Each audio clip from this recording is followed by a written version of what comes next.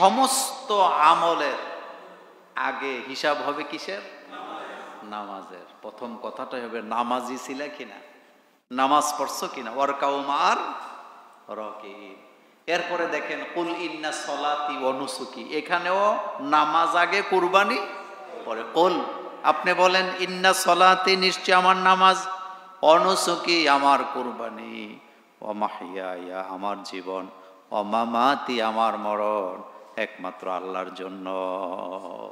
আগে নামাজ পরে কি? সুতরাং যারাই কুরবানি করবেন তাদের প্রতি আমাদের আহ্বান থাকবে, কুরবানি করাটা যেমন আল্লাহর হুকুম, নামাজটা আরো গুরুত্বপূর্ণ হুকুম। সুতরাং নামাজকে ছেড়ে কুরবানি করার কোনো ফায়দা নেই, এটা গোশত খাওয়া হবে। এই জন্য নামাজ আগে ঠিক করেন।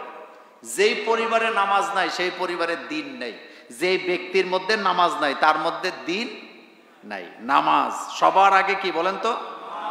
নামাজ, নামাজ আগে লাগবে। আল্লাহ পাক যেন আমাদেরকে নামাজি হিসাবে কবুল করেন, আমরা বলি আমিন। আল্লাহ যেন আমাদের কুরবানিগুলোকে কবুল করেন, আমরা বলি আমিন। এখন আমরা একটি গুরুত্বপূর্ণ বিষয়ে জানবো, সেটি হলো কুরবানির পশু যখন জবে করে, অনেক পণ্ডিত আছে তারা গরু জবে করার পরে গরুর রূহ না যাওয়ার আগেই তারা গরুকে চামড়া চুলা শুরু করে দেয়, অথবা জবে করার পর তারা গরুর কণ্ঠনালীর মধ্যে ছুরি দিয়ে কি দেয়।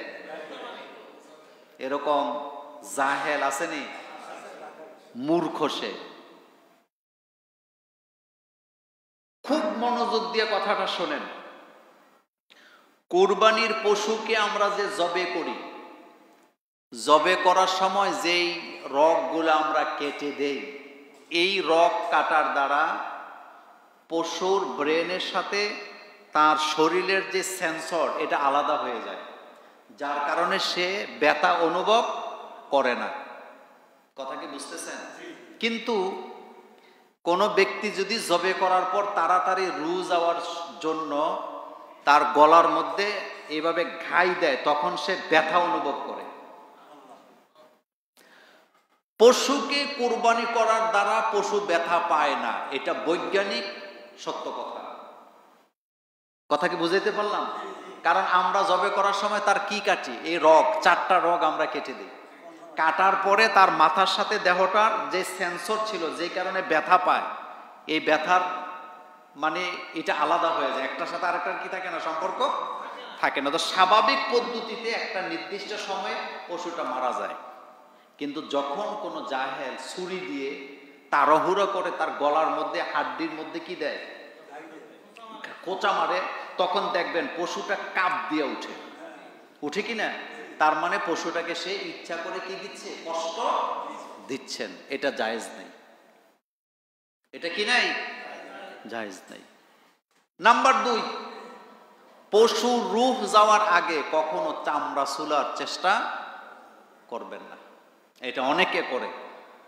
এটা একটা আপনি জবে করে রেখে দিছেন, একটা নির্দিষ্ট সময়ে তার রুটা কি হবে, চলে যাবে। আপনি তার নিথর দেহ পরে থাকবে, আপনি যখন বুঝতে পারবেন তার রু চলে গেছে, তখনই আপনি বাকি কাজগুলা সম্পন্ন করবেন। আরেকটা কথা হলো, গরুর রগ কেটে দেওয়ার পর কোনো কোনো গরুর রু যাইতে একটু দেরি হয়, কোনোটা একটু তাড়াতাড়ি চলে যায়, কিন্তু এটার সাথে রগের মধ্যে গুতার কোনো সম্পর্ক নেই, এটা অমানবিক কাজ। সুতরাং যারা শুনছেন, আল্লাহর ওয়াস্তে কেউ এই কাজটা করবেন না। রগ কেটে দেওয়ার পরে রক্ত বেরিয়ে যাবে, রক্ত বের হলে এটা নিজে নিজেই মরে যাবে।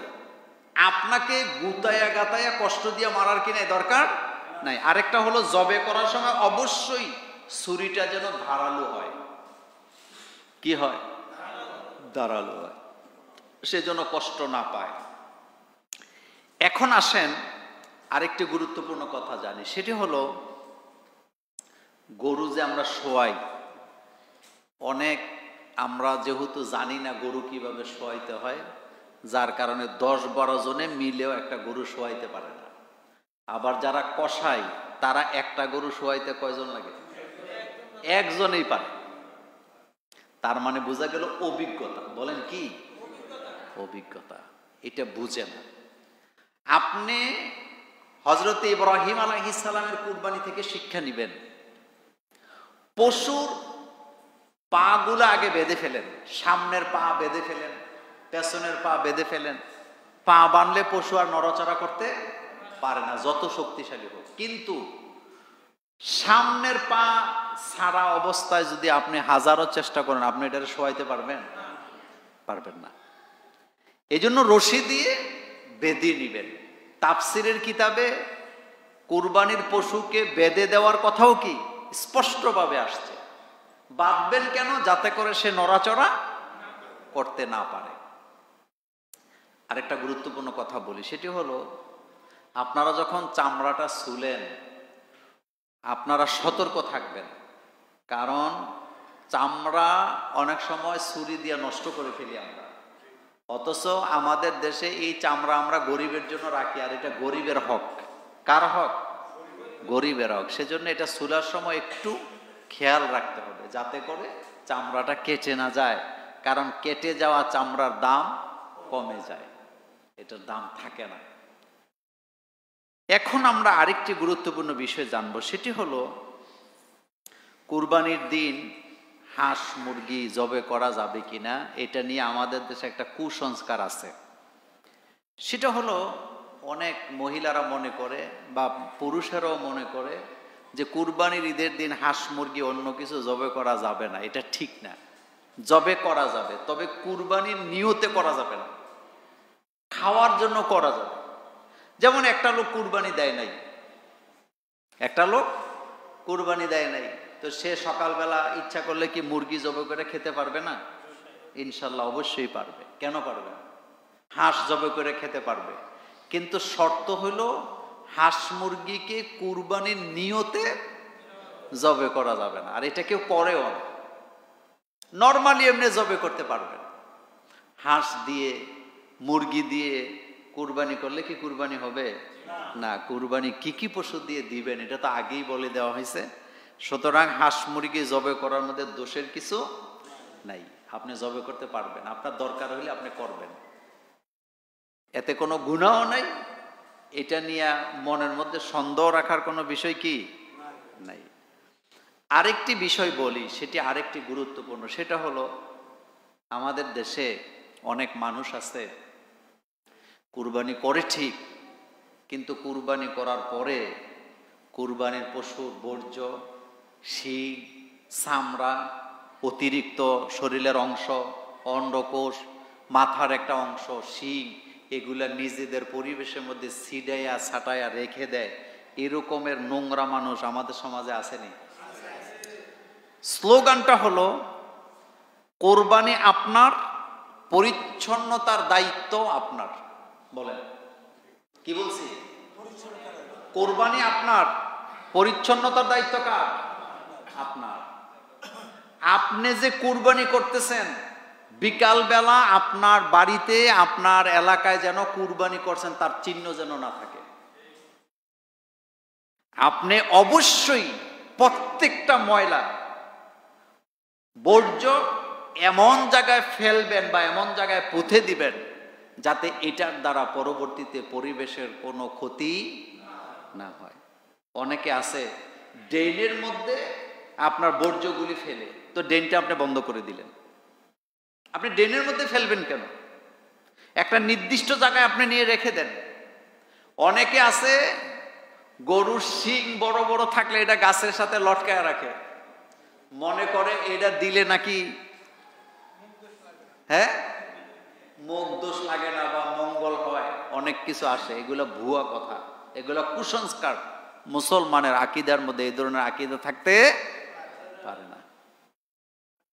আপনি এটাকে নির্দিষ্ট জায়গায় পুঁতে দিবেন। আরেকটা কথা বলি, সেটা হলো আমরা গাছ লাগাই না, গরুর পেটের ভিতরে যে বর্জ্য পাওয়া যায় এটা কিন্তু গাছ লাগানোর জন্য উপকারী। আপনি এটা গাছ লাগাইতে পারেন, ছিটাইয়া ছাটাইয়া ফেলে রাখবেন না। এরপরে অন্ডকোষ, এটারে কি করে বের করে ইচ্ছা মতো একদিকে ডিল মারে। তো ডিল মারলে এলাকার কুকুরেরা এটি নিয়ে সারাদিন কি করে? দৌড়াদৌড়ি করে, এটা ওদিকে নিয়ে যায়, এটা হেদিকে নিয়ে যায়, মাথার চামড়া এক খণ্ড হেদিকে ফালায়, এটা আবার কুকুরেরা নিয়ে টানাটানি করে, কাকে নিয়ে টানাটানি করে। এরকমের নোংরা মানুষ আসেনি?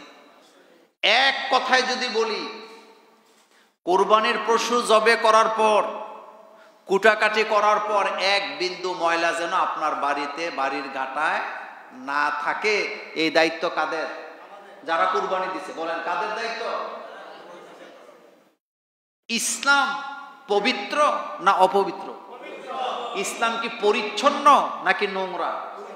তা আপনি ইসলাম মানতে যে পরিবেশকে নোংরা করতেছেন কেন? আপনি দেখাইতেছেন আমি কুরবানি দিছি, বড় বড় শিংওয়ালা মহিষ গরু দিছেন, আপনি গাছের মধ্যে লটকায় রাখছেন কেন? আপনার দ্বারা যেন পরিবেশ নষ্ট না হয়। আরেকটা বুদ্ধি শিখিয়ে দেই। রাস্তার মধ্যে গরু জবে করছেন বা বাড়ির ঘাটায় গরুটা জবে করছেন, একটা কথা মনে রাখবেন, গরু জবে করার পর রক্ত যদি জমাট বাঁধা পর্যন্ত অপেক্ষা করেন, তাহলে এই রক্ত আর পরিষ্কার হবে না। সেজন্য আপনার দায়িত্ব হলো জবে করার পরে রক্ত বের হবে, সাথে সাথে আপনি পানি ঢেলে দিবেন। সাথে সাথে কি দিবেন? পানি ঢেলে দেন, রক্ত চলে যাবে। রক্ত পানির সাথে মিশে চলে যাবে, পরিবেশ আর নষ্ট হইল না। কিন্তু রক্তটা যদি জমাট বেঁধে যায়, এটা আর পানিতেও যায় না। শুধু পানিতে না, এরপরে এটা কোদাল দিয়ে যেখানে নিয়ে ফালাবেন ওই জায়গায় আরো নোংরা হবে। কিন্তু সাথে সাথে যদি আপনি পানি ঢেলে দেন, তাহলে কি হয়? এটা রক্তটা পানির সাথে মিশে পরিষ্কার হয়ে যায়। সুতরাং আমি আমার কুরবানি, আমার পরিচ্ছন্নতার দায়িত্ব কার? আমার। সিটি কর্পোরেশন এলাকায় যারা থাকে বা পৌরসভা যারা থাকে, তাদের ময়লাটা বিকাল বেলা এসে লোকেরা নিয়ে যায়। সেজন্য তাদের দায়িত্ব হলো একটা বস্তার মধ্যে ঢুকাইয়া সুন্দর করে রেখে দেওয়া, যাতে করে পরিচ্ছন্ন কর্মীরা এসে এটাকে নিয়ে যেতে পারে। এক কথায় যদি বলি, এই আলোচনাটা শেষ করতে চাই, এই বলে কুরবানি আমার, পরিচ্ছন্নতার দায়িত্ব আমার। কুরবানির পরে যেন আমার জায়গা, আমার বাড়ি, আমার এলাকার রাস্তাঘাট যেন নোংরা না থাকে। এই কাজটা আমরা করতে রাজি আছি তো? আরো জোরে বলেন আছি না নাই? আপনারা যারা ঝুমুরে আছেন, যেহেতু আমি আপনাদের খতিব, আপনাদের প্রতি আমার এটা অর্ডার, এটা অনুরোধ না। আপনার এলাকায় কুরবানির পরে ডেইনে রাস্তায় গাড়ে যেন কোনো ময়লা খুঁজে পাওয়া না যায়, এটা মুরব্বী এবং যুবকেরা মিলে এই কাজটা করবেন। কোনো ময়লা যেন এলাকায় না থাকে। এখন আমরা জানবো, বিদেশে অবস্থান করেন এমন ব্যক্তি অথবা যারা দেশে নাই, কোনো কারণে দেশ থেকে চলে গেছে, তারা কি কুরবানি দিবেন? হ্যাঁ, তারা যদি সম্পদশালী হয় তারা কি দিবে? কুরবানি দিবেন। একটা লোক বিদেশে থাকে, অনেক টাকার মালিক, দেশে কুরবানি দিতে পারবে, কোনো সমস্যা নাই। তবে এটার সাথে আরেকটা কথা বলে দেই। অনেকে প্রশ্ন করেন যে মোল্লা ভাই, হজে যারা গেলেন তারা তো ওখানে কুরবানি করেন, সুতরাং বাংলাদেশে কি কুরবানি দিতে হবে? এটার জবাব হচ্ছে, হজে যে হাজিরা কুরবানি করেন ওইটা হলো হাদি। বলেন ওইটা কি? হাদি। এটা হলো কুরবানির জন্য তিনি কুরবানি, এটা হলো হজের জন্য তিনি দিচ্ছেন। তিনি যদি সম্পদশালী হন তাহলে তিনি নিজের বাড়িতে কুরবানি দিতে পারবেন, তবে না দিলেও কোনো সমস্যা নেই। বিদেশে অবস্থানরত ব্যক্তি যদি সম্পদশালী হয় তিনি বাড়িতে কুরবানি দিতে পারবেন, যদি বিদেশে দেওয়ার কোনো পরিবেশ না থাকে। আর একই ব্যক্তি একাধিক কুরবানি দেওয়ার হুকুমও কি আছে? আজকে আপনি ঈদের দিন গরু কুরবানি করলেন, ঈদের পরের দিন আপনি দুম্বা কুরবানি করলেন, তার পরের তৃতীয় দিন আপনি ছাগল কুরবানি করলেন, তাহলে আপনার কুরবানি হলো কয়টা? 3টা। কোনো সমস্যা আছে? কোনো সমস্যা নেই। এজন্য যাদের সম্পদ আছে কুরবানি করেন আপনি আপনার মতো। কুরবানি যে শুধু কুরবানির দিনই দিতে হবে এমন না, আল্লাহ সুযোগ দিছে কয়দিন? 3 দিন। সেজন্য এভাবে মিলে মিলে আপনারা কুরবানি দিবেন। আরেকটি ব্যাপারে কথা বলি, সেটি হলো, পশু যদি মারা যায় অথবা ছিনতাই হয়ে যায় তাহলে কি করবেন? তার জবাব হলো, ধনী হলে আরেকটা কিনবেন, আর যদি সম্পদ না থাকে তাহলে আর কিনতে হবে না, এটা মওকুফ হয়ে যাবে। আল্লাহ রাব্বুল আলামিন মানুষের প্রতি জুলুম করেন না। করে নাকি? জুলুম করে না, আল্লাহ জুলুম করেন। লা ইউকাল্লিফুল্লাহু নাফসান ইল্লা উসআহা লাহা। আমি তোমাদের উপরে কোনো কিছু চাপায়া দেই না। সুতরাং তুমি শুনেন, পৃথিবীতে যত বিধান আছে, যত আইন কানুন আছে, ইসলামের চেয়ে সহজ আপনি কোনো কিছুতে পাবেন না। ইসলামে আটকানো কোনো কথা নাই। আপনি যেখানে আটকাবেন ইসলাম আপনাকে সেখান থেকে বের করে দিবে। মানে একটা না একটা রাস্তা আপনাকে কি দেখায় দিবে। যেমন আপনি পা কাটলেন, হাত কাটলেন, পানিতে ভিজাই আপনি উজু করতে পারতেছেন না, ইসলামকে আপনারা এখানে আটকায় রাখবে? ইসলাম বলবে তুমি মাসাই করে চলে যাও, তোমার দোয়া কি জরুরি না, আপনি কি করো মাসাই করে চলে যাও। গোসল ফরজ হয়েছে একটা লোকের উপরে, কিন্তু সে পানি ব্যবহার করতে পারবে না অথবা পানি নাই, ইসলামকে তারা এখানে আটকায় রাখবে না, বলবে যে তুমি তায়াম্মুম করে চলে যাও। প্রত্যেকটা ইসলামের হুকুম সেম। আপনি দেখবেন যেখানে আপনি আটকাবেন ইসলাম এখানে আরেকটা হুকুম আপনার জন্য রেখে দিয়েছে। সুবহানাল্লাহ, এটাই ইসলাম, এটা আমার রব। কারণ আল্লাহর চাইতে দয়ালু আর কেউ নাই। আসলে আমাদের এক হুজুর বলতেন যে শোনো, মানুষকে আল্লাহ পাক জাহান্নামে দেওয়ার জন্য তৈরি করে নাই, আর যারা মুমিন তাদেরকে আল্লাহ জাহান্নামেও রাখবেন না। কিন্তু আল্লাহ তো দয়ালু, আল্লাহ চায় বান্দা যেন নির্ভেজাল থাকে। এই জন্য ধমকিগুলা দিছে কে? আল্লাহ পাক। কোরআনুল কারিমে একটি আয়াত আসছে, ফাজুকু ফালান নাজিদাকুম ইল্লা আযাবা, তোমরা আযাবের মজা খাও। তা আযাব কি মজা হয় বলেন তো? কথা কয় না। আযাব কি মজা হয়? তা আল্লাহ যে বললেন মজা খাও, এটার মানেটা কি? মানেটা হলো, মা তার সন্তানের সাথে রাগ করছে, রাগ করে দৌড়ানি দিছে। সন্তান একটু দূরে চলে যাওয়ার পরে মা তো আর যাইতে পারতেছে না, মা তখন একটা ব্যাত দেখাইয়া বলে আজকে বাড়িতে আইসো, তোমারে মজা দেব। বলে কি বলে না? তো এই বাচ্চারে কি মা পায়েস খাওয়ানোর কথা কইছে নাকি? মিষ্টি খাওয়ার কথা কইছে? এটা কিসের মজা? শাস্তির মজা। এটা কিসের মজা? তুমি আজকে আসো, তোমারে মজা খামু। সেম কন্ডিশনে দেখেন আল্লাহ পাক বলছেন বান্দারে তুই জাহান্নামের মজা খা। তার মানে জাহান্নামের শাস্তি তো মজা হয় না, কিন্তু আমাদেরকে নির্ভেজাল থাকার জন্য ধমকিটা দিছেন কে? আল্লাহ পাক দিছে। আল্লাহ পাক দিছে। সুবহানাল্লাহ, সুবহানাল্লাহ। এখন জানবো কুরবানির গোশত বিধর্মীদেরকে দেওয়া যায় কিনা। বলেন তো দেওয়া যায় কিনা? মাশাআল্লাহ, মাশাআল্লাহ, সঠিক ইসলাম এটাই, দেওয়া যায়। রাসূল সাল্লাল্লাহু আলাইহি ওয়াসাল্লাম কুরবানির পরে অমুসলিমদের বাড়িতে, ইহুদিদের বাড়িতে বাড়িতে যায় কি দিতেন? যেহেতু মদিনাতে ইহুদি ছিল, রাসূল সাল্লাল্লাহু আলাইহি ওয়াসাল্লাম ইহুদিদের বাড়িতে গিয়ে গিয়ে কি দিতেন? গোশত রাসূল দিয়ে আসতেন, গোশতগুলা দিয়ে আসতেন। আরেকটি কথা বলে দেই আবারও, সেটি হলো কসাইকে গোশত দিয়ে পারিশ্রমিক দেওয়া যাবে না? যাবে না। কুরবানির কোনো গোশত দিয়ে পারিশ্রমিক দেওয়া যাবে না। পারিশ্রমিক আলাদা দিবেন। সে যে গরিব মানুষ কুরবানি দেয় না, সেজন্য গরিব হিসাবে তাকে কি দিবেন? গোশত দিবেন। কিন্তু বেজার লাগছে যেই জায়গায়, মহিলারা অনেক দয়ালু তো কয় আহারে অনেক কষ্ট করছে, আরো একটু দিয়ে দেন। এটা বলার কি দরকার আছে? না, এটা বলবে না। পারিশ্রমিক আগে ঠিক করবেন, আপনার বেতন কত, এত, এটা দিবেন। এরপরে আপনি গোশত যা দেন আপনার মন চায় আপনি তাকে দিবেন। আরেকটা গুরুত্বপূর্ণ কথা বলি, আমি, কাশেম ভাই, মোস্তাক ভাই, অমুক ভাই মিলে কুরবানি দিছে, আমাদের মধ্যে অনেক ভালোবাসা, তো গোশত মাইপা টাইপা দরকার নেই, আমরা একটা আন্দাজে খাবলা দিয়ে বাক করে দিলাম, এরকম হবে?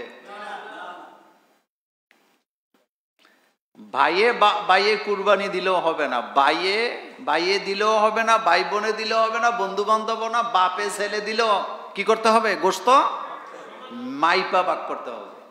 এখানে কোনো কনসিডার নাই, এখানে খাতিল চলে না, কিন্তু আমরা অনেকে এটা করি।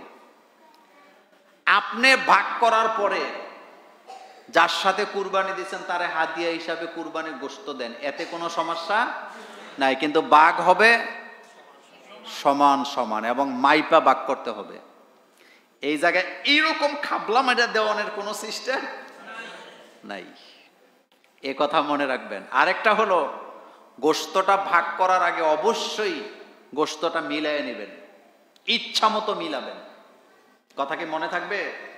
কারণ আপনি যখন গোশত কুটতেছেন, রানের গোশত এক জায়গায়, তারপরে বকের গোশত আরেক জায়গায়, তো সব গোশত কি আলাদা আলাদা বাক করলে কারো পক্ষে রানের গোশত চলে যাবে, কারো পক্ষে সিনার গোশত চলে যাবে, এমনটা যেন না হয়। এজন্য গোশতটাকে কি করবেন, এবারে যে মিলে নেবেন।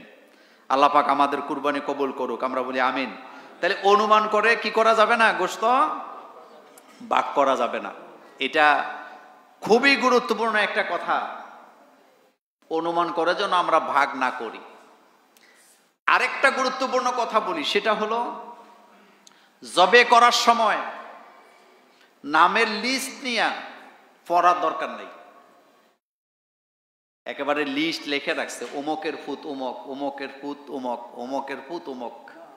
এরপরে ইমাম সাহেব হুজুরও এক হাতে ছুরি আরেক হাতে লিস্ট, এদিকে কুরবানির গরু শোয়ায় রাখছে আর হুজুর এদিক দিয়ে কি পড়তেছে। এরকম হয়নি আমাদের দেশে? তার মানে আল্লাহ বোধহয় আপনার নাম টাম জানে না, আল্লাহ বোধহয় আপনার চিনে টিনে না। আপনি একেবারে আল্লাহরে কইতেছেন আল্লাহ আমি অমুক অমুক অমুক, কোনো দরকার নেই। আপনি যখন কুরবানি পশু কিনছেন আপনার সব চলে গেছে কার কাছে? 3 জনে 4 জনে গরু কিনছেন, সবার লিস্ট আল্লাহর কাছে চলে গেছে। জবে করার সময় শুধু বলবেন বিসমিল্লাহি আল্লাহু আকবার। বিসমিল্লাহি আল্লাহু আকবার না, বিসমিল্লাহি আল্লাহু আকবার বলেন, বিসমিল্লাহি আল্লাহু আকবার। এরপরে পড়বেন কুল ইন্না সলাতি, পড়েন কুল ইন্না সলাতি ওয়া নুসুকি ওয়া মাহইয়ায়া ওয়া মামাতি লিল্লাহি রাব্বিল আলামিন লা শারীকা লা ওয়া বিযালিকা উমিরতু ওয়া আনা আউয়ালুল মুসলিমিন। তাহলে জবে করার সময় বিসমিল্লাহি আল্লাহু আকবার না বিসমিল্লাহি আল্লাহু আকবার? হ্যাঁ, মনে রাখবেন, বলেন তো বিসমিল্লাহি আল্লাহু আকবার, বিসমিল্লাহি আল্লাহু আকবার।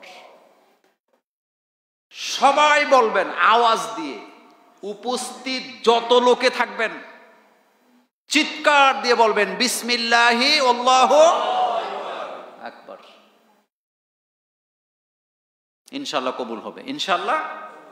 একটা গুরুত্বপূর্ণ মাসালা বলে দেয়, সেটা হলো বাজার থেকে গরুর গোশত কিনছেন, কিন্তু গরুটা বিসমিল্লাহ বলে জবে করছে কিনা আপনি জানেন না।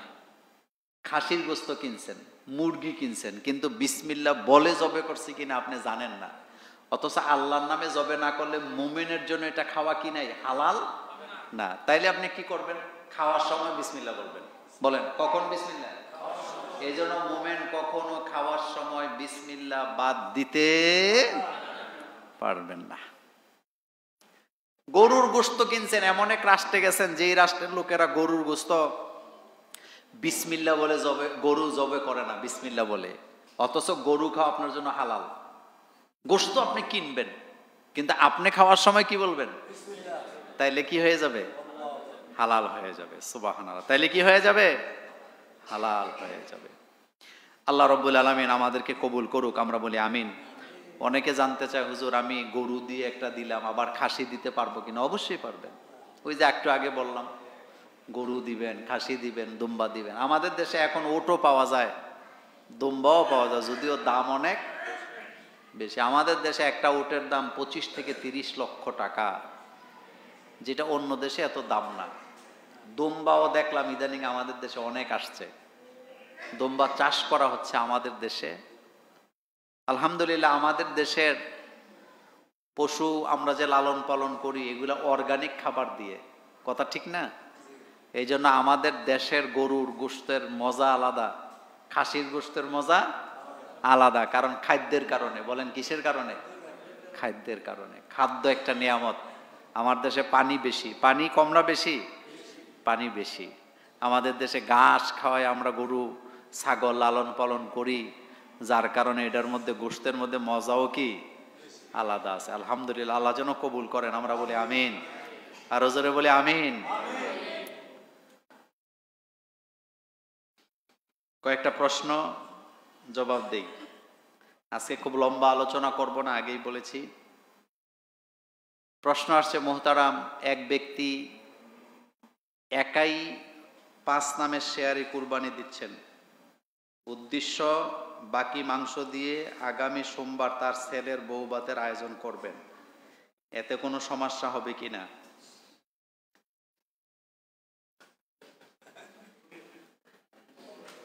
এটারে বলে এক ডিলে, বলেন এক ডিলে 2 পাখি। শোনেন, কুরবানি নিয়তে দিবেন, ওনার পক্ষ থেকে 5 নাম এক গরুতে, কোনো সমস্যা নাই। কিন্তু নিয়ত যদি হয় যে এই গোস্তটাই, তো এটা নিয়ত করার কোনো দরকার আছে? আপনি 5 নামে কুরবানি দিলে অটোমেটিক এই গোস্তের মালিক আপনি। এটা দিয়ে বউবাত করেন নাকি আপনি বরবাদ করেন, কোনো সমস্যা আছে নাকি? নাকি জিয়াফতের খানা খাওয়ান, কোনো সমস্যা আছে? কিন্তু আগে নিয়ত করতে হবে কেন? কোরবানি হবে কার জন্য? দেওয়ার পরে গোশতের মালিক আপনি, দেওয়ার পরে আপনি গোশত দিয়ে যা ইচ্ছা তা করেন, কিন্তু আগে নিয়ত করতে, নিয়তে তো ঠিক নেই। ইমাম বুখারী রাহিমাহুল্লাহ এত বিজ্ঞ হাদিস বিশারদ তিনি ছিলেন, অথচ তিনি তার কিতাবে বুখারীর প্রথম হাদিস আসছে নিয়তের ব্যাপারে। বলেন কিসের ব্যাপারে? আপনি কি চিন্তা করছেন ব্যাপারটা? এত বড় কিতাব তিনি লিখছেন, কিন্তু প্রথম হাদিসটা লেখছে কিসের ব্যাপারে? ইন্নামাল আমালু বিন্নিয়াত। প্রত্যেক আমল কবুলিয়তের নির্ভর করে কিসের উপরে? নিয়ত। সুতরাং নিয়তের মধ্যে গরমিল থাকতে পারবে না, এক কথা শেষ। নিয়তের মধ্যে যদি গরমিল থাকে তাহলে কুরবানি কি হবে না? কবুল। কুরবানির গোশত দিয়া বউবাত করা জায়েজ আছে, কিন্তু বউবাতের নিয়তে কুরবানি করলে কুরবানি হবে না। কথা বুঝাইতে পারেন? বলেন, কুরবানির গোশত দিয়া বউবাত করা কি আছে, কিন্তু বউবাতের নিয়তে কুরবানি করলে এটা তো কুরবানি হলো না, এটা তো বউবাতের জন্য আপনি জবে করলেন। অনেক আলেমরা এই ব্যাপারে অহরহ বয়ান করছে, আমরাও করছি। কুরবানি ব্যক্তির নামে হয় না, ব্যক্তির পক্ষ থেকে হয়। নাম কার? বলেন, কুরবানি ব্যক্তির নামে হয় না, পক্ষ থেকে হয়। আর নাম কার? আল্লাহ পাকের। সুতরাং এই কথাটা মনে রাখতে হবে। আল্লাহ যেন আমাদেরকে বুঝার তৌফিক দান করেন, আমরা বলি আমিন।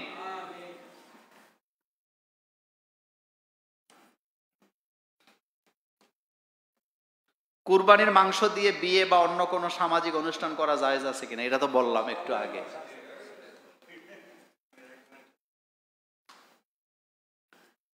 ডিভোর্সের 4 বছর পর পূর্বের স্বামীর কাছে বিয়ে না করে ফেরত যাওয়া, ডিভোর্সের 4 বছর পর পূর্বের স্বামীর কাছে বিয়ে না করে ফেরত যাওয়া যাবে কিনা?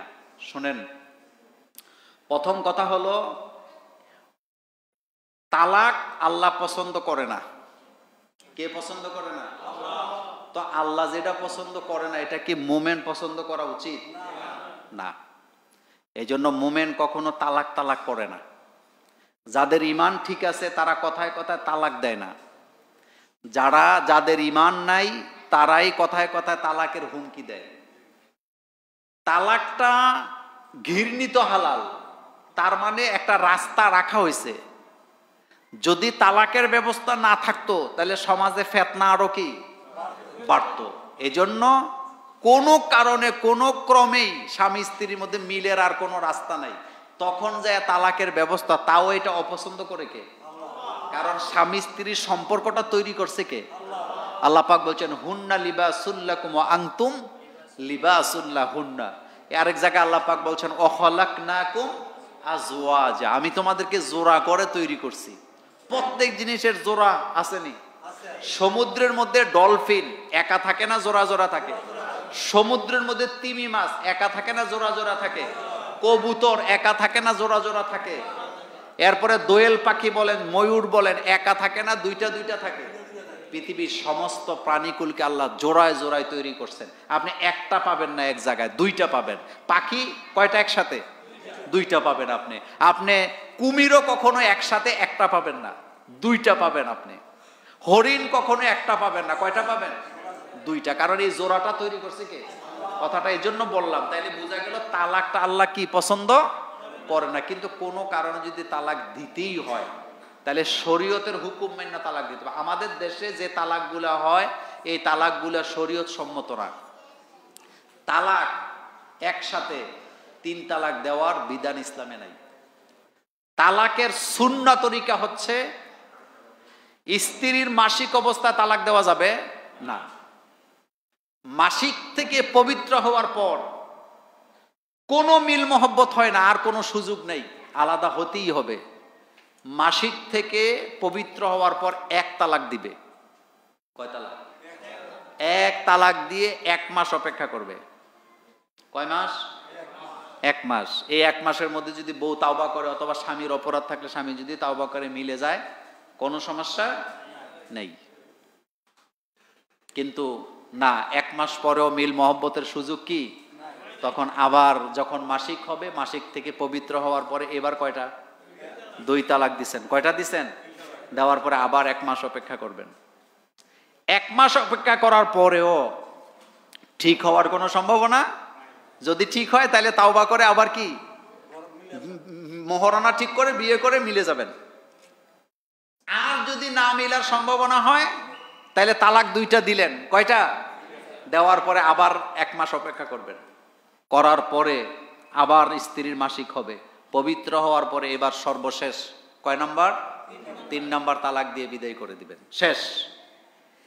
এই স্বামী আর এই স্ত্রী একসাথে আর থাকার, বিয়ে হওয়ার কোনো সুযোগ নাই। কিন্তু একটা রাস্তা খোলা আছে, এই রাস্তাটা নিয়েই আমাদের দেশে অপব্যবহার করা হয়। সেটা হলো 3 তালাক দিয়ে স্বামী স্বামীর পথে চলে গেছে, স্ত্রী স্ত্রীর পথে চলে গেছে। যাইয়া স্বামী এক জায়গায় বিয়ে করছে, স্ত্রী আর এক জায়গায় বিয়ে করছে। কিন্তু তাদের মধ্যে আর কি নাই? যোগাযোগ নাই, ফেসবুকে নাই, হোয়াটসঅ্যাপে নাই, মেসেঞ্জারে নাই, কোনো কিছুতে নাই, ইমুতে নাই। আনফরচুনেট, ওই স্বামীর বউ মরে গেছে, স্ত্রী আবার তালাক খাইছে, অথবা স্ত্রীর স্বামী মরে গেছে, স্বামী তালাক খাইছে, অথবা দুইজনেরই কি সঙ্গিনী মারা গেছে। এখন তারা দুইজন আবার একা হইল কি হইল না? এখন ইচ্ছা করলে আবার ওই দুইজন আলাদা এসে আবার কি করতে পারবে? বিয়ে করতে পারবে। কিন্তু তালাক দেওয়ার পরে সোজা সাপটা বেফতার মানুষ ধইরা আইনা বিয়া দিয়া তার কাছে 1 রাত দিয়া আইনা আবার তালাক লইয়া বিয়া করানো, এটা ইহুদিদের কাজ, এটা হারাম। এই হিল্লা ইসলামে জায়েজ নাই। হিল্লাটা আসছে ইহুদিদের কাছ থেকে। কাদের কাছ থেকে? ইহুদিরা সকালে তালাক দিত, বিকালে কি করত? বিয়ে করত, হিল্লা দিয়ে বিয়ে করত।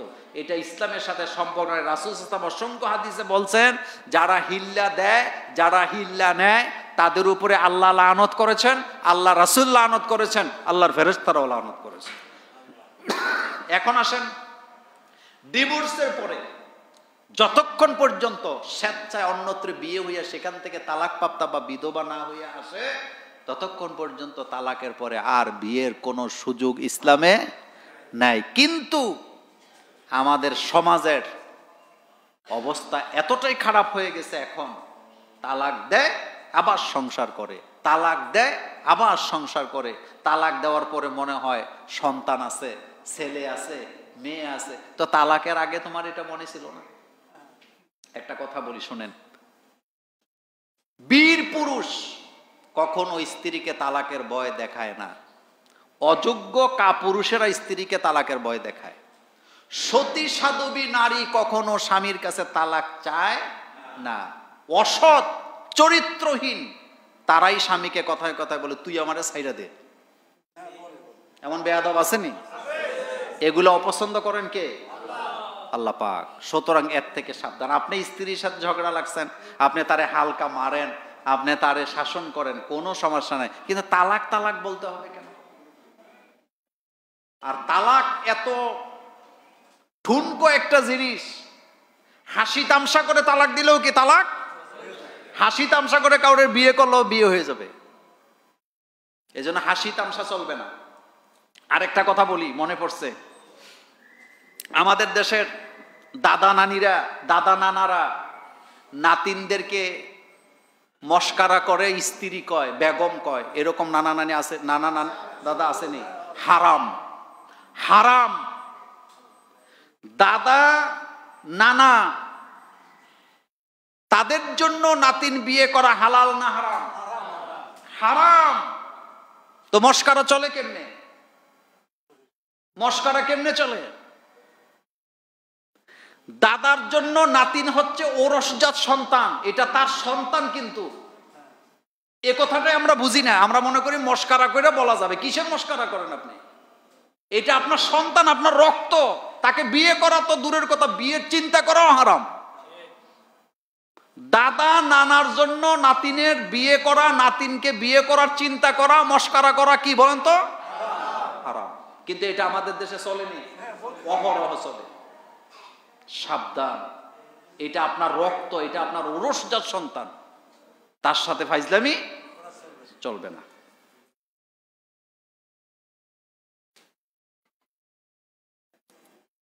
কোরবানির গোশত কতদিন ফ্রিজে রাখা যাবে? যতদিন রাখা যায়, যতদিন রাখা যায়। গোশতের স্বাদ, গন্ধ, মজা যতদিন ঠিক থাকবে ততদিন কি রাখা যাবে। তবে একেবারে রান সুদ্ধা নিয়ে ফ্রিজে ঢুকেন না, মানুষের দিয়েন।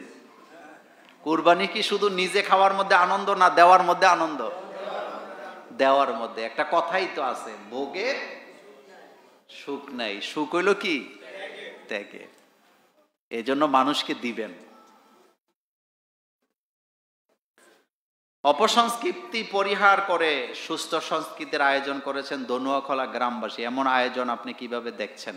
দেখেন, ইসলামী সংস্কৃতি বলতে একটা সংস্কৃতি আসেনি। সংস্কৃতির শব্দের অর্থ আমরা জানি না। আমাদের বাংলাদেশে সংস্কৃতির অর্থ মনে করে যারা গান গায়, যারা নাটক করে, যারা সিনেমা বানায়, সিনেমা করে, অভিনয় করে, তাদেরকে আমরা বলি সাংস্কৃতিক কর্মী। বলি কি বলি না? অথচ সংস্কৃতি শব্দের অর্থ হলো নম্রতা, ভদ্রতা, আদব কায়দা যাদের মধ্যে আছে, এটাই সংস্কৃতি। এটা কি? যেমন আমরা যে পোশাক পরে আছি, এটা একটা সংস্কৃতি না? আমরা যে টুপি মাথায় দিছি, এটা একটা কি সংস্কৃতি? আমরা যে দাড়ি রাখছি, এটা কি? আমরা যে সালাম দেই, এটা কি সংস্কৃতি? এই যে বাচ্চারা বড়দেরকে সম্মান করে, এটা সংস্কৃতি। বড়রা বাচ্চাদেরকে আদর করে, স্নেহ করে, এটা কি সংস্কৃতি? যে আপনারা আদবের সাথে নীরবে বসে আছেন, এটা কি সংস্কৃতি? কিন্তু আমাদের দেশে সংস্কৃতি বললেই মনে করে নাচ, গান, এগুলা আসেনি? আছে। আরেকটা কথা বলি, ইসলামী সংস্কৃতি দারুণ মজার জিনিস। সংস্কৃতি দিয়েই আল্লাহ মানুষ তৈরি করছে। হাসি কান্না দিয়ে মানুষ তৈরি করছে কে? মানুষ কি সারা জীবন খালি কাঁদে নাকি হাসেও? মানুষ কি সারা জীবন খালি হাসেই না কান্নাও করে? এভাবেই তৈরি করছেন কে? আল্লাহ পাক। সুতরাং আমাদের দেশে এই যে অপসংস্কৃতি, পশ্চিমা সংস্কৃতি যে আমাদের উপরে ভর করেছেন, ছেলেরা হাফ প্যান্ট পরে, মেয়েরা প্যান্ট পরে, এগুলা কোত্থেকে আসছে? পশ্চিমা থেকে আসছে। এই সংস্কৃতি থেকে আমাদেরকে বেরিয়ে আসতে হবে, নোংরামি থেকে আমাদেরকে বেরিয়ে আসতে হবে। আর বেরিয়ে আসতে হলে ইসলামী সংস্কৃতির প্রভাব ঘটাইতে হবে। কথায় কথায় বিসমিল্লাহ বলা ইসলামী সংস্কৃতি, কথায় কথায় ইনশাল্লাহ বলা ইসলামী সংস্কৃতি, কথায় কথায় মাশা আল্লাহ বলা এটা ইসলামী সংস্কৃতি, কথায় কথায় আল্লাহর নাম নেওয়া এটা কিসের সংস্কৃতি? সুবহানাল্লাহ বলবেন না? এটা হলো আসল সংস্কৃতি। সুতরাং আমার গান, আমার ছন্দ, আমার কবিতার মধ্যে ইসলাম থাকা লাগবে। কি থাকা লাগবে? হযরত ওমর রাদিয়াল্লাহু তাআলা একজন বিশ্বমানের কবি ছিলেন। কি ছিলেন? হযরত ওমর কবিতা রচনা করতেন, রাসূল সাল্লাল্লাহু আলাইহি ওয়াসাল্লাম সেখানে শুনতেন। হযরত ওমর রাদিয়াল্লাহু তাআলা অসংখ্য সাহাবাদেরকে নিয়ে কবিতা লিখেছেন, অসংখ্য সাহাবাদেরকে নিয়ে। সুতরাং কবি, কবিতা এগুলা ইসলামের একটা অংশ, এগুলা ইসলামের কি? আর কোরআনকে আল্লাহ পাক গদ্য এবং পদ্য আকারে নাযিল করছে। সুবহানাল্লাহ বলবেন না? কোরআনকে আল্লাহ গদ্য এবং পদ্য আকারে, সূরা বাকারা যদি তেলাওয়াত করেন মনে হবে যেন এটা একটা গদ বাঁধা জিনিস আল্লাহ নাযিল করেছেন। আবার সূরা ইউসুফ যদি আপনি পড়েন আপনার কাছে মনে হবে এটা কি একটা ইতিহাস। আবার যখন সূরা নাবা তেলাওয়াত করবেন আপনার কাছে মনে হবে এটা কবিতার মতো নাযিল হয়েছে। আলাম নাজআলিল আরদা মিহাদা ওয়াল জিবালা আওতাদা ওয়া খালাকনাকুম আজওয়াজা, এভাবে সুন্দর করে কোরআন নাযিল করেছেন কে? আল্লাহ পাক। সুতরাং আমরা মুসলমান, আমাদের সংস্কৃতি আমাদের মতো হবে। সুতরাং এই আয়োজনকে আমি সাধুবাদ জানাই এবং আপনাদেরকেও দাওয়াত দিলাম, আপনারা সকলে ওখানে যেতে পারেন। আমাদের ফয়েজ ভাই সে আয়োজন করেছেন। ফয়েজ ভাইয়ের চিনেন তো আপনারা? ফয়েজ ভাইকে আল্লাহ হায়াত দারাজ করুক। 20 টাকার নোটে 60 গম্বুজ মসজিদের পরিবর্তে মন্দিরের ছবি কেন? টাকার মধ্যে মন্দিরের ছবি, আগে এটা মসজিদের ছবি ছিল, তাই না? প্রথম কথা হলো, এটা আমার পছন্দের বিষয় না। টাকার মধ্যে মন্দিরের ছবি থাকা এটা পছন্দের বিষয় না, এমনকি মানুষের ছবিও থাকা উচিত না। বিশ্ব অনেক আগে গেছে। পৃথিবীর উন্নত দেশের তাদের যে কারেন্সি আছে এটা দেখলে একটু অন্যরকম লাগে, আর আমাদের দেশে এই কারেন্সি নিয়ে সারা জীবনই রাজনীতি চলছে। যখনই যারা ক্ষমতায় আসে টাকারে কি করে, কথা কন না কেন? প্রথম কথা হলো, টাকা কারেন্সি এমন হওয়া দরকার যেটা সংরক্ষণ করা যায়। মানুষ দেখলে এটারে কি করে, সম্মান করে, যে মাশাআল্লাহ কালারে দেখলে একটা মর্যাদা মর্যাদা লাগে। এটা হলো প্রথম কথা। 2 নম্বর কথা হলো, মসজিদকে বাদ দিয়া যারা গম্বুজ কি বলে মন্দির দিছেন, কে দিছে এটা তো আর আমরা জানি না। অদৃশ্য শক্তি এখানে আছে না নেই? অবশ্যই তারা অন্যায় করছেন। যদি আগে মসজিদ না থাকতো আর যদি মন্দির দেওয়া হইতো আমাদের কোনো আপত্তি ছিল না। যেহেতু এখানে হিন্দুরাও আছে না নাই? আছে, তারা সম্মানের সাথে আমাদের সাথে আছে। কিন্তু মসজিদকে বাদ দিয়ে মন্দির দেওয়াটাই কি লাগছে, যত গন্ডগোলের সৃষ্টি হয়েছে। এটা উচিত হয় নাই। তবে যত টাকাই আমাদের দেশে বানাক, আমাদের দেশে 90 দশকের টাকাগুলা সবচেয়ে কি ছিল, সুন্দর ছিল। আপনি দেখবেন ওইগুলাতে কোনো রাজনীতি ছিল না। এখন যারা আসে এই সিস্টেমে চলতেছে। আরেকটা হলো, টাকার মধ্যে এমন জিনিস থাকা উচিত না যেটা নিয়ে মসজিদে যাইতে আমাদের কি লাগে, সংকোচ বোধ হয়। কিন্তু এই টাকা নিয়ে রাজনৈতিক খেলা বন্ধ হবে না যতদিন এই প্রশ্ন উঠতে থাকবে ততদিন। একটা দেশের কারেন্সির মধ্যে তাদের সংস্কৃতি থাকতে পারে, তাদের দেশের ঐতিহ্য থাকতে পারে, যেটা তাদের দেশের ঐতিহ্য গ্রহণ করে, এতে কোনো সমস্যা কি নাই। কিন্তু এই টাকা নিয়ে যদি রাজনীতি করা হয় তাহলে বিভাজন তো থেকেই গেল। আরেকটা কথা বলি শুনেন, আমাদের দেশে এই যে বৈষম্য বিরোধী আন্দোলন হয়েছে না এই দেশে, কিন্তু বৈষম্য কি এখন গেছে? যায় নাই। বৈষম্য বিরোধী আন্দোলনের সুফল আপনি পাবেন তখন যখন সবাইরে আপনি কথা বলতে দিবেন, সবার অধিকার আপনি ঠিক রাখবেন, আপনি কারো অধিকারে হস্তক্ষেপ করবেন না, কারো মুখ বন্ধ করার চেষ্টা আপনি করবেন না, কারো কথাকে অপছন্দ করবেন না। কিন্তু এগুলো এখন আসেনি? আছে। যারে যে পারতেছে গালি দিতেছে, মাইট দিতেছে। কেন দিতেছেন আপনি? আপনি নিজেরে নিয়ে ব্যস্ত থাকেন। এটার একটা কথা যদি বলি, পৃথিবীর সব দেশের বা উন্নত দেশের লোকেরা নিজেরে নিয়ে ব্যস্ত থাকে, আর আমার বাংলাদেশের মানুষ অন্যের নিয়ে ব্যস্ত থাকে। কথা ঠিক নেই? আমরা ব্যস্ত আছি কারে নিয়ে? অন্যের নিয়ে। এই অন্যের নিয়ে ব্যস্ত থাকা যতক্ষণ পর্যন্ত বাদ না দিবেন, বাংলাদেশে আপনি শান্তি পাবেন না।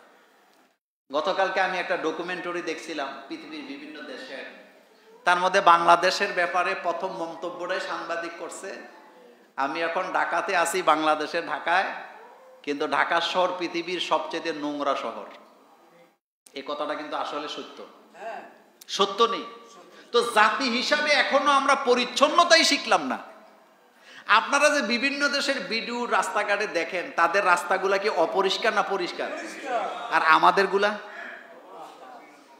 তো, যেই দেশের মানুষের রাস্তাঘাট পরিষ্কার নাই, তাদের হৃদয় পরিষ্কার হইব কেমনে? কিভাবে হবে?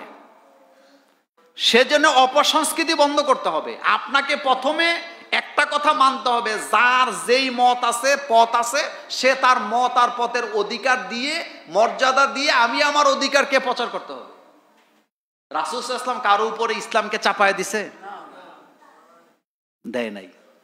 সুতরাং কোনো কিছু চাপায় দেওয়ার নাম কি না? ইসলাম না। সুতরাং এই কাজ যারা করেছেন তারা রাজনৈতিক উদ্দেশ্যে করেছেন।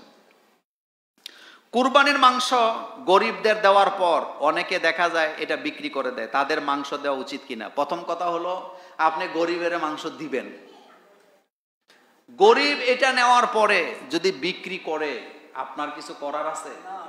তার প্রয়োজনে সে বিক্রি করে দিচ্ছে, কিন্তু আপনার সওয়াব আপনি পাবেন। আমাদের দেশে গরিবেরা মাংস পায় বেশি, কুরবানি দেউন্যার চেয়েও কি বেশি পায়। তো হ্যাঁ, এতগুলো গোশত করবোটা কি? যার কারণে টাকার জন্য ওই কুমিল্লা স্টেশন রোডে যায় দাঁড়ায় দাঁড়ায় বিক্রি করে। আপনাদের এখানে করে কিনা জানি না, ময়নামতিও করে, ক্যান্টনমেন্ট করে, তো করুক। আমার কথা হলো এটা করা উচিত না। আর একটা হলো এত গোস্ত তারা পায়, করবোটা কি? তবে মাসালা হলো, আপনি কুরবানি দাতা, আপনার কোনো কি হবে না, ক্ষতি হবে না। আপনি তো তারে দান করছেন, এখন সে মালিক, সে এটা খাবে না সে আবার দান করবে, এতে কোনো অসুবিধা কি নাই। রাসূল সাল্লাল্লাহু আলাইহি ওয়াসাল্লামের জন্য সদাকা খাওয়া হারাম, নবীরা সদাকা খাইতেন না, নবীদের পরিবারের জন্য সদাকা খাওয়া কি ছিল? হারাম ছিল, খাইতেন না। কিন্তু কেউ যদি সদাকা পাওয়ার পরে রাসূলকে হাদিয়া হিসাবে দেয় তখন খাইতে পারতেন, কারণ সে মালিকানা থেকে আপনাকে হাদিয়া দিছে। আমি সদাকা খাইতে পারবো না, কিন্তু কেউ সদাকা পাইছে, পাওয়ার পরে আমাকে দাওয়াত দিছে, এতে কোনো সমস্যা কি?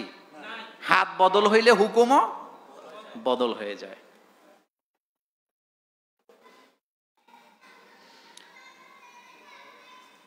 এখানে একটা প্রশ্ন আসছে, ঢাকা বিশ্ববিদ্যালয়ের ছাত্রী শিবিরের পক্ষ থেকে ঈদের আগের দিন সাংস্কৃতিক অনুষ্ঠান এবং ঈদের দিন কুরবানির আয়োজন করা নিয়ে শিক্ষা প্রতিষ্ঠানে বাংলাদেশের প্রেক্ষাপটে এমন আয়োজন কতটা জরুরি? প্রথম কথা হলো, যে কেউ আয়োজন করতে পারে, এতে কোনো অসুবিধা আছে? ওই যে একটু আগে বললাম, যার যেটা মনে চায় করুক। আপনার তো নাক গলায় আনে কি নাই লাভ, আপনি পারলে আপনিও করেন। আমি আমাদের জুমুরের পক্ষ থেকে একটা চিকিৎসা দিলাম, মনে করেন বছরে একবার ফ্রিতে, কোনো অসুবিধা আছে? আমরা দেওয়ার পরে যদি দেবপুরের এরা মনে করে আমরাও একটা শিক্ষা কি বলে চিকিৎসা দেব ফ্রিতে, কোনো অসুবিধা আছে? সমাজের জন্য কাজ করেন, সমাজের জন্য কি করবেন? নিজেকে নিয়োজিত করেন। দল মত এইটি দেখার দরকার নেই, কে আয়োজন করলেন ব্যাপার এটা না। তবে যুবকদের মধ্যে যদি সামাজিক চিন্তা ভাবনা বাড়ে, দেশ আরো কি হবে, এগিয়ে যাবে। শোনেন, আপনাদের জুমুরে একটা সমাজ আছে না, মুরব্বীরা আপনারা চাইলেও সমাজকে ভালো রাখতে পারবেন না যতক্ষণ পর্যন্ত যুবকরা আগে না আসে। এই জন্য যুবকদেরকে স্পেস আগে দিবেন। সমাজের কোনো কাজ করতে যুবকদের মতামত নিবেন আগে, কারণ যুবক ছাড়া আপনি কাজ করতে পারবেন? যেই সমাজের যুবক ভালো সেই সমাজ কি ভালো। যেই সমাজের যুবকরা নষ্ট হয়ে যায়, পুরা সমাজ ক্যান্সারের মতো, এটা শেষ। সুতরাং আগে ভালো হইতে হবে কারা? যুবকরা। ইসলামের যুদ্ধে যুবকেরা আগে গেছে আগে না মুরব্বীরা? যুবকদেরকে আল্লাহ সামনে দিছেন।